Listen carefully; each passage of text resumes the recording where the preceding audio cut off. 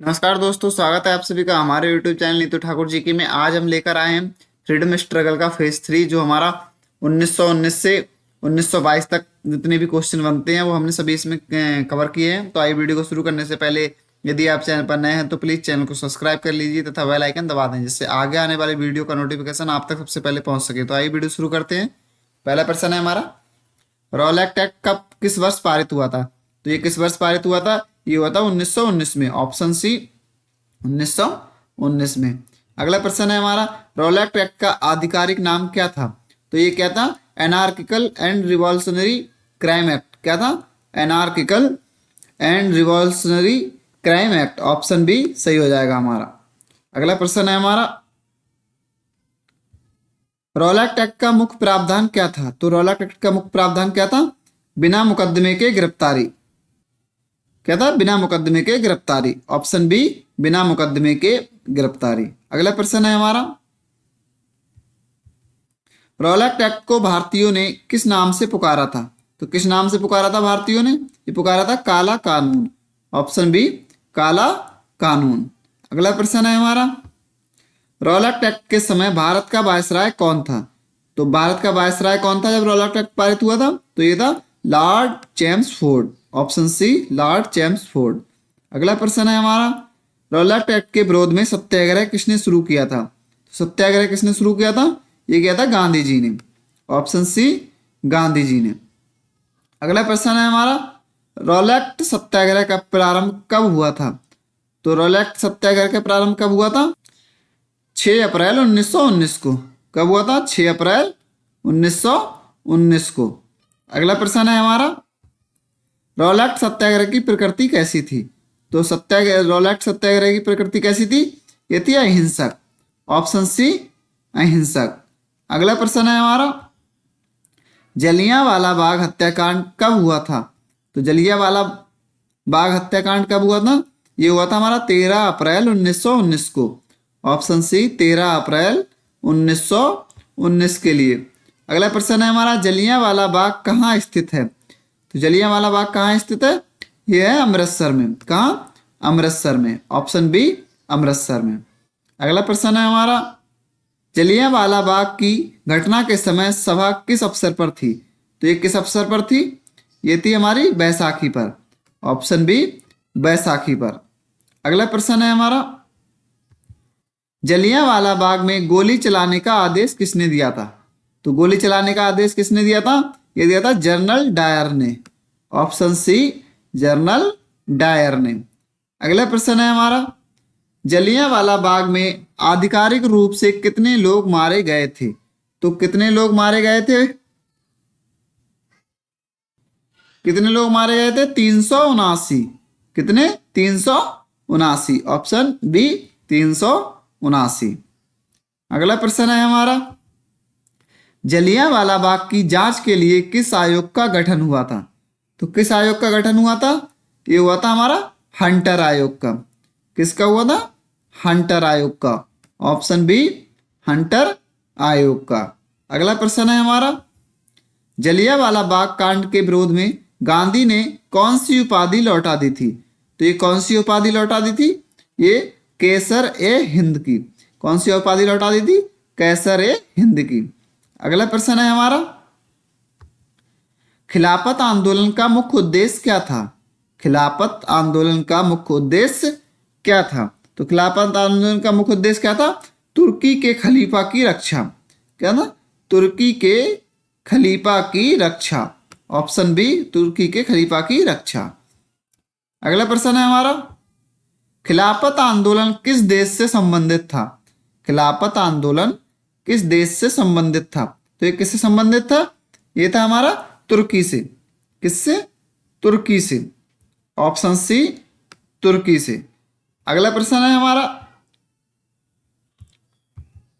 खिलाफत आंदोलन के प्रमुख नेता कौन थे? तो खिलाफत आंदोलन के प्रमुख नेता कौन थे? ये थे अली बंधु। कौन थे? अली बंधु। ऑप्शन बी अली बंधु। अगला प्रश्न है हमारा, अली बंधु कौन थे? तो अली बंधु कौन थे? ये थे हमारे शौकत अली और मोहम्मद अली। क्या थे? शौकत अली और मोहम्मद अली के लिए अली बंधु कहते। अगला प्रश्न है हमारा, कांग्रेस के खिलाफ आंदोलन का समर्थन क्यों किया था? कांग्रेस ने खिलाफत आंदोलन का समर्थन क्यों किया था? तो क्यों किया था ये? हिंदू मुस्लिम एकता के लिए। किस लिए? हिंदू मुस्लिम एकता के लिए। ऑप्शन बी, हिंदू मुस्लिम एकता। अगला प्रश्न है हमारा, असहयोग आंदोलन कब प्रारंभ हुआ था? असहयोग आंदोलन कब प्रारंभ हुआ था? तो कब हुआ था ये? 1920 में। कब हुआ था? 1920 में। ऑप्शन बी, 1920 में। अगला प्रश्न है हमारा, असहयोग आंदोलन का प्रस्ताव कहाँ पारित हुआ था? तो कहाँ पर यह पारित हुआ था? ये हुआ था हमारा कलकत्ता अधिवेशन में। कहाँ पारित हुआ था? कलकत्ता अधिवेशन में। ऑप्शन बी, कलकत्ता अधिवेशन में। अगला प्रश्न है हमारा, असहयोग आंदोलन के समय कांग्रेस अध्यक्ष कौन था? तो कांग्रेस का अध्यक्ष कौन था? ये था CR दास। कौन था? CR दास। ऑप्शन बी, CR दास। अगला प्रश्न है हमारा, असहयोग आंदोलन का मुख्य उद्देश्य क्या था? तो क्या था मुख्य उद्देश्य? यह था ब्रिटिश संस्थाओं का बहिष्कार। क्या था? ब्रिटिश संस्थाओं का बहिष्कार। ऑप्शन बी, ब्रिटिश संस्थाओं का बहिष्कार। अगला प्रश्न है हमारा, असहयोग आंदोलन में किस उपाधि को त्यागने का आह्वान किया गया था? तो कौन सी उपाधि हमारी लौटाने का आह्वान किया था? ये हुआ था हमारा सभी ब्रिटिश उपाधियां। कौन से? ऑप्शन डी, सभी ब्रिटिश उपाधियों के लिए। अगला प्रश्न है हमारा, असहयोग आंदोलन में छात्रों से क्या अपेक्षा की गई थी? तो छात्रों से क्या अपेक्षा की गई थी? सरकारी संस्थान छोड़ने की। ऑप्शन बी, सरकारी संस्थान छोड़ना। अगला प्रश्न है हमारा, चौरी चौरा की घटना कब हुई थी? चौरी चौरा की घटना कब हुई थी? तो ये कब हुई थी? 4 फरवरी 1922 को। कब हुई थी? 4 फरवरी 1922 को। ऑप्शन बी, 4 फरवरी 1922 को।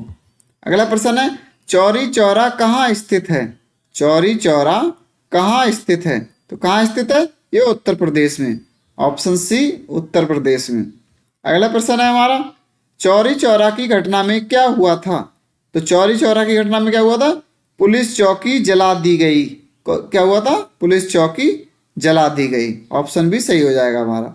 अगला प्रश्न है हमारा, चौरी चौरा की घटना में कितने पुलिसकर्मी मारे गए थे?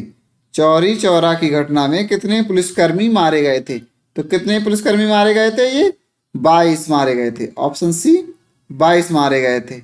अगला प्रश्न है हमारा, चौरी चौरा के बाद गांधी जी ने क्या निर्णय लिया था? तो क्या लिया था? आंदोलन स्थगित किया था। क्या लिया था? आंदोलन स्थगित किया। ऑप्शन बी सही हो जाएगा हमारा। अगला प्रश्न है हमारा, असहयोग आंदोलन कब वापस लिया गया था? असहयोग आंदोलन कब वापस लिया गया था? तो ये कब वापस लिया गया था? ये 1922 में। कब लिया गया था? 1922 में। ऑप्शन बी, 1922 में। अगला प्रश्न है हमारा, असहयोग आंदोलन की सबसे बड़ी उपलब्धि क्या थी? तो इस सबसे बड़ी उपलब्धि क्या थी? जनता की व्यापक भागीदारी। क्या उपलब्धि थी? जनता की व्यापक भागीदारी। ऑप्शन बी, जनता की व्यापक भागीदारी। अगला प्रश्न है हमारा, असहयोग आंदोलन की सबसे बड़ी कमजोरी क्या थी?